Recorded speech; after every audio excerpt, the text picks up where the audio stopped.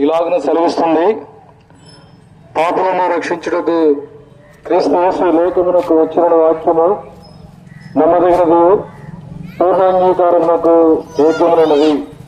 పిల్లరా, ఈ లోకంలోని మానవులందరూ కూడా ఎటువంటి భేదం లేకుండా, విశేషం లేకుండా ప్రతి ఒక్కరూ కూడా పాపం చేసి ఉన్నారని దేవుని వాక్యం బైబిల్ సెలవిస్తుంది. నేను పాపము చేయలేదని ఏ మనుషుడు చెప్పాడుగా తను తానే మోసపుచ్చుకుంటున్నాడని, దేవుణ్ణి అబద్ధికునిగా చేయుచున్నాడని దేవుని వాక్యం సెలవిస్తుంది.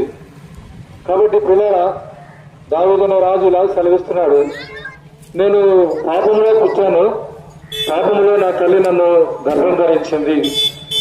కాబట్టి మనము ఏ కుటుంబానికి చెందినవారమైనా, ఏ దేశానికి చెందినవారమైనా, ఏ మతానికి కులానికి చెందినవారమైనప్పటికీ కూడా తల్లి గర్భం నుంచి వచ్చిన ప్రతి మనుషుడు కూడా పాపం చేస్తున్నాడని దేవుని వాక్యం సెలవిస్తుంది. పిల్లరా, మనిషిని హృదయం గురించి బైబిల్ ఏం చేస్తుందంటే, హృదయం అన్నిటికంటే మోసకరమైనది, అది ఘోరమైన వ్యాధి గలది. ప్రతి మనిషి యొక్క హృదయము, ఆ హృదయం నుంచి బయలుదేరేది అన్ని కూడా మనుషుల్ని అపవిత్రపరిచేవిగా ఉంటున్నది.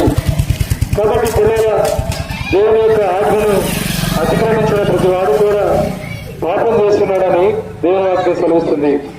కాబట్టి ఈ పాపం వల్ల కలిగే అపాయం ఏంటి, ఈ పాపం వల్ల కలిగే నష్టం ఏంటి అని చూస్తే బైబిల్ సెలవిస్తుంది, పాపం వల్ల జీవితము మరణమని.